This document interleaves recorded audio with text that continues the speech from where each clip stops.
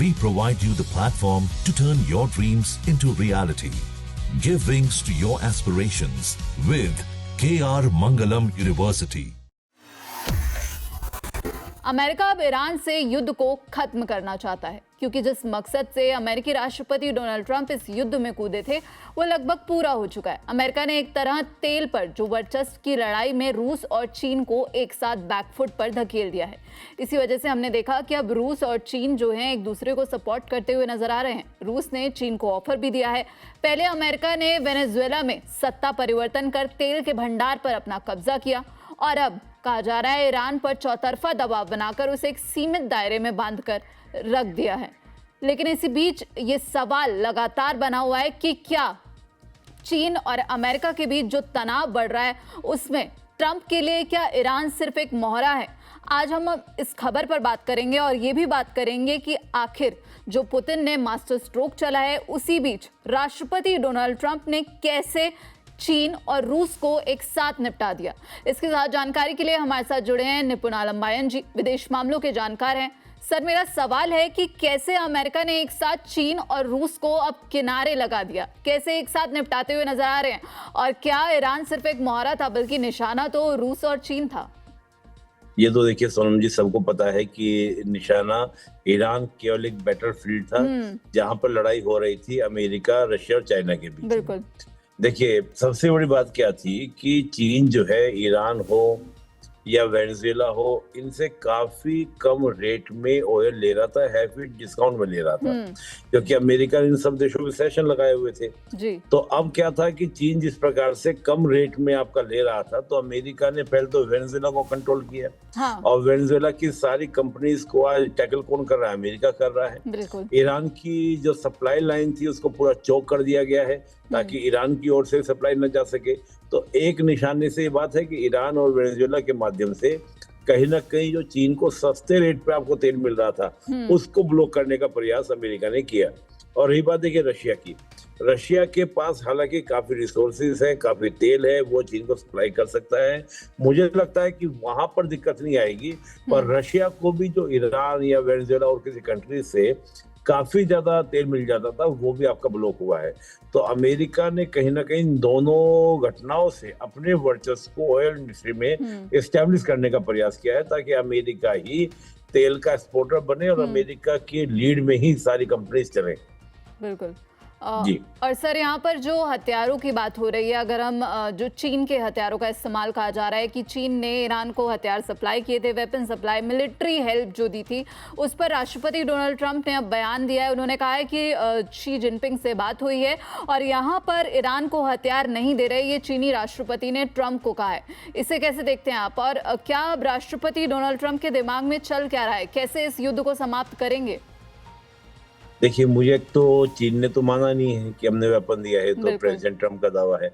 अब उनके क्लेम पे विश्वास करना ना करना एक अलग विषय है, लेकिन ये फैक्ट है कि ईरान इतने दिन तक सरवाइव किया तो बगैर चीन और रशिया के सपोर्ट के नहीं किया है, इसमें कोई दो राय नहीं है। बल्कि मैं तो ये कहूंगा कि स्ट्रेटेजिकली सपोर्ट अब मान लीजिए रशिया कर रहा है और या फिर चीन कर रहा है, लेकिन इकोनॉमिकल सपोर्ट जो है वो चीन का पूरा है ईरान को, या मानकर चलिए। अब अमेरिका जो कर रहा है कि अमेरिका की स्ट्रेटजी ये है कि आपने होर्मुज को ब्लॉक किया, हम होर्मुज को पूरे को ब्लॉक कर देंगे। तो चीन की जो सप्लाई हो रही थी, आप रोजाना खबरें सुन रही हैं, कल भी आपने खबर सुनी होगी कि चीन का जो टैंकर जा रहा था उसको अमेरिका ने रोक लिया, वो फाइट ही नहीं किया, वापस चला गया। तो इस तरह की जो घटनाएं हैं वो कहीं ना कहीं चीन की सप्लाई लाइन को चौक करने की। अगर कल को चीन करता नहीं मैं सप्लाई लूंगा और मैं ईरान से लूंगा, तो ये डायरेक्ट कॉन्फ्लिक्ट में जाना होगा अमेरिका और चीन का, और चीन बिल्कुल नहीं चाहेगा कि मैं डायरेक्ट कॉन्फ्लिक्ट में जाऊं अमेरिका के साथ। तो वहां मुझे लग रहा है कि अमेरिका का एक स्टेप है कि जब वॉर की कॉस्टिंग अमेरिका के लिए बढ़ाई जा रही थी, अमेरिका उस वॉर की कॉस्टिंग अब चीन और रशिया की बढ़ाना चाहता है। ये सिंपल स्ट्रेटजी है। सर, यहाँ पर अगर हम बात करें तो जो चीन का टैंकर है वो यहाँ पर वापस मुड़ गया है, वो नहीं जा पाया क्योंकि अमेरिकी नाकेबंदी के बाद। लेकिन यहाँ पर जो खबर आ रही है वो है कि ईरान के जो प्रतिबंधित सुपर टैंकर्स हैं उन्होंने तो हॉर्मुज पार कर लिया है। तो ईरान कैसे हॉर्मुज पार करता हुआ नजर आ रहा है? क्या अमेरिका की जो नाकेबंदी है वो फेल हो गई है?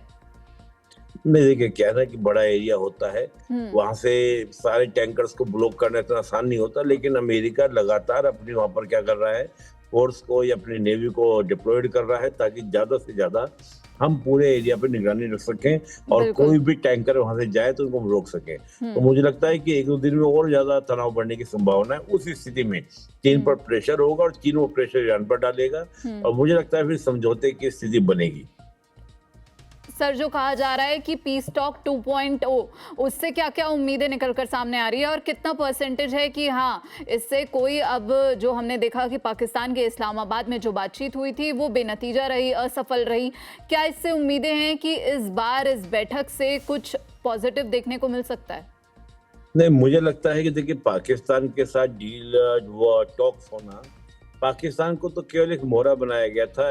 मैं तो बार बोल रहा हूँ कि पाकिस्तान को तो कि तुम टेबल चेयर लगाओ और चाय कॉफी समोसे की व्यवस्था करो और हम बैठ के बात करेंगे।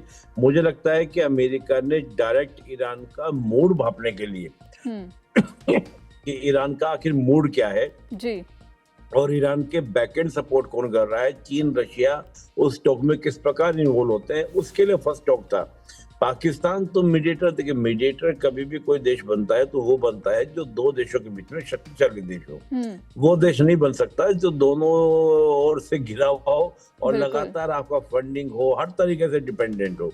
तो मुझे लगता है जो टॉक 2.0 जो होगी उसमें एक बड़ी पॉसिबिलिटीज बनेगी, बड़ी संभावना बनेगी और उसी और मुझे लग रहा है कि अमेरिका पे प्रेशर पॉलिटिक्स खेल रहा है और जो वॉर की कॉस्ट अमेरिका की बढ़ाई जा रही थी वो कहीं ना कहीं अब वो चीन अमेरिका की बढ़ाता हुआ दिख रहा है, वो चीन और रशिया की बढ़ाता हुआ दिख रहा है। इसका परिणाम को देखने को मिलेगा कि चीन रशिया दबाव में आएंगे और ईरान के प्रेशर में लेकर समझौता कराने का प्रयास करेंगे।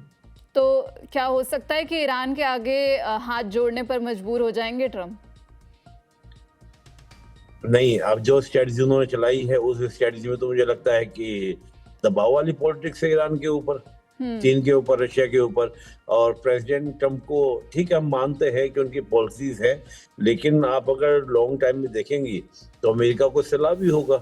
जिस प्रकार से अमेरिका ने अपने ऑयल इंडस्ट्री को बढ़ा लिया है और ऑयल पे जिस प्रकार से कंट्रोल किया है, तो उससे तो मुझे लगता है कि अमेरिका पे लाभ होने वाला है फ्यूचर में।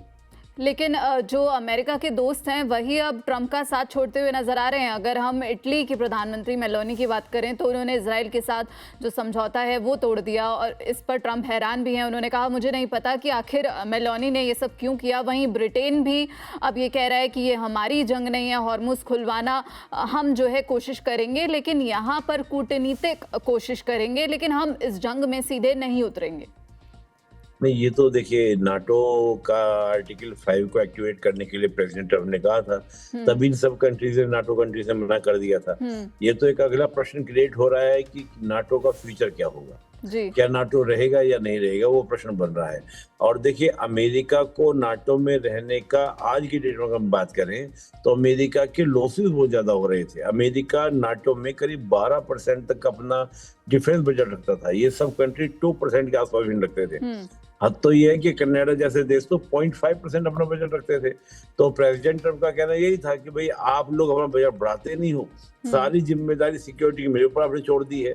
उसके दबाव में हालांकि कई कंट्रीज ने अपना डिफेंस बजट बढ़ाया था, लेकिन लगातार हो क्या रहा है कि अमेरिका जिस प्रकार से इनिशिएट ले रहा है और ऑयल पे पूरा कंट्रोल कर रहा है, तो उनको ये कंट्री को, जैसे यूरोप के हैं, ये फियर उनको लग रहा है कि कल को ऐसा ना हो कि हम दोबारा से फिर अमेरिका के हेजेमोनी से पूर्ण रूप से चले जाएं। तो उसको लेते हुए यूरोप अपना एक अलग स्टैंड लेने का प्रयास कर रहा है, लेकिन मुझे लगता नहीं कि यूरोप में इतना दम है कि अगर रशिया का इन्वेजन शुरू होता है तो उस कंडीशन में यूरोप अपने आप को संभाल पाएगा बिना अमेरिका के मदद के। बिल्कुल, बहुत बहुत शुक्रिया सर आपका इस पूरी जानकारी के लिए। तो आपने समझा कि यहाँ पर अब अमेरिकी राष्ट्रपति डोनाल्ड ट्रंप, ये देखना होगा कि अब जो पीस टॉक 2.0 होने वाला है उसका क्या नतीजा निकलकर सामने आएगा। ये सवाल है कि क्या अमेरिकी राष्ट्रपति डोनाल्ड ट्रंप ईरान के आगे झुकते हुए नजर आएंगे या फिर ईरान को ही पीछे हटना पड़ेगा।